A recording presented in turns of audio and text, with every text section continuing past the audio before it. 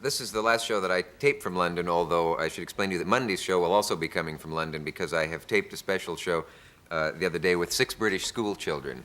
And if you want to see some of the most attractive children you've ever seen, don't miss Monday's show. I'm talking with, I almost said Adam Clayton Powell. I beg your pardon. That's libelous. Really, it is. You are not any I've had that relation. through the lawyers. It is libelous. They did it by accident once in a New Zealand newspaper.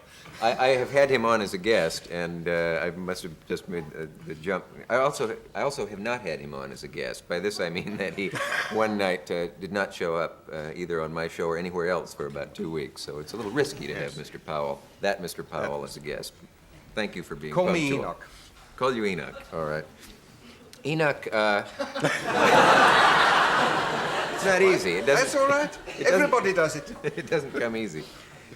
There's been so many jokes about England losing, Britain, I mean, losing India. Were you sad when India was lost? Yes, very. What does that mean? Why?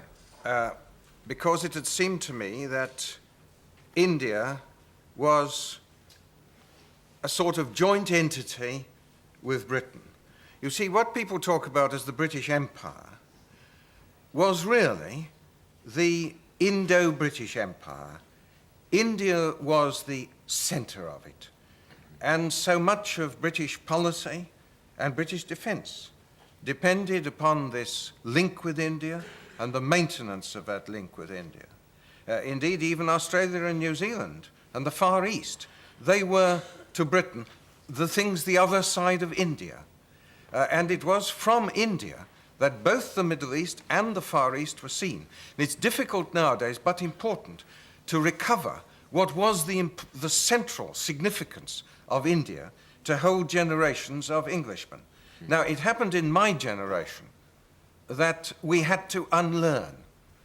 And I suppose a good deal of my political life since 1947 has been learning that there was a pre-imperial Britain, and that therefore there would be a post-imperial Britain, and that the self-respect and the greatness of Britain didn't depend, as we had allowed them to tell us, as we had told ourselves for so many years, on having those great possessions and those great stretches of a map. And if I had to summarize in one sentence what I think I'm trying to do in politics, I'm trying to tell the people of Britain that they don't have to be big to be great. Yes. If they wanted to be big now, what good would it do them? I don't mean that. Exactly so. Yeah. And I think that, you know, in the attempt to join the common market, and I'm opposed to that. Yes. There's a great deal of this instinctive post-imperial wish to be big. If we've lost the empire, the crude idea runs, let's join something else big. What is it? Oh, yes, Europe. And you hear people going about saying Britain would regain a voice in the councils of the world by being part of Europe. Well, that's really nonsense, you know. We should simply be merged in something very different, or at any rate, be all the time refusing to be merged in it, and there's not much future in that. After all, Britain was Britain long before there was an empire, and she had what was afterwards recognized as the empire, long before the imperialists came along, right at the end of the 19th century, and told the British, you know, you're great because you've got a great empire. It was a very late development. It was almost a decadent development. It was all crammed into that last 10 or 15 years before World War I. But the time and the ideas that are most difficult to escape from are those of a world that you were born into. And being born just before World War I, it was all these ideas, the ideas of imperialism, which were the air that one breathed as a child and a young man. I suppose every generation has to recover from what it was taught in its youth.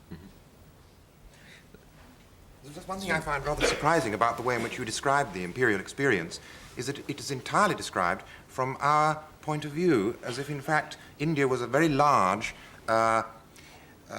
Indian Ocean convenience for enlarging the moral vision of the English and for enlarging the commercial life of the English and for giving us a sense of the Pacific possibilities of the world. But at no point do I hear in your rhetoric any feeling of what, in fact, might have been the experience of the Indians in servicing us in this way.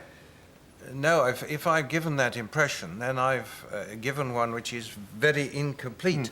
Indeed, the remarkable thing about the British Empire in India is that it was not an empire of domination, still less of assimilation. Now, contrast, for instance, the French colonies. And there's a great deal to be said for the French colonial period and the French Empire. But the French, for example, insisted that French was the language. We insisted in India that Urdu was the language. If you were going to serve, not merely in the Indian army, but in the British army in India, you had to learn the language. And there was tremendous emphasis upon the fact that the British were not attempting to assimilate India. On the contrary, right from the beginning, you find the notion, not of trusteeship, I think that's a horrid idea, but there was from the very beginning the conviction that this extraordinary connection, unique in the history of the world, mysterious, was bound to be broken, was bound to disappear. But how it would be broken, neither the Indians nor the British could see. And the Indians had just the same sense of this belonging from the other end as we had. But aren't there many occasions in which it is possible to impose the sense of belonging and to elicit the sense of consent, and to elicit consent from people who in fact are dominated by all sorts of very subtle methods, which don't in fact necessarily consist of the knout and the rack.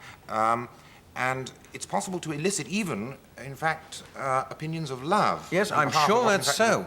And I believe that until the last generation, until the 20s and 30s, this was very much the case, that it was through Britain that many Indians gained access to Europe and to the outer world, an experience which they afterwards interpreted and reinterpreted in their own way.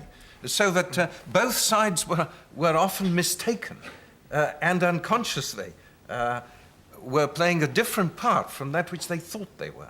Certainly.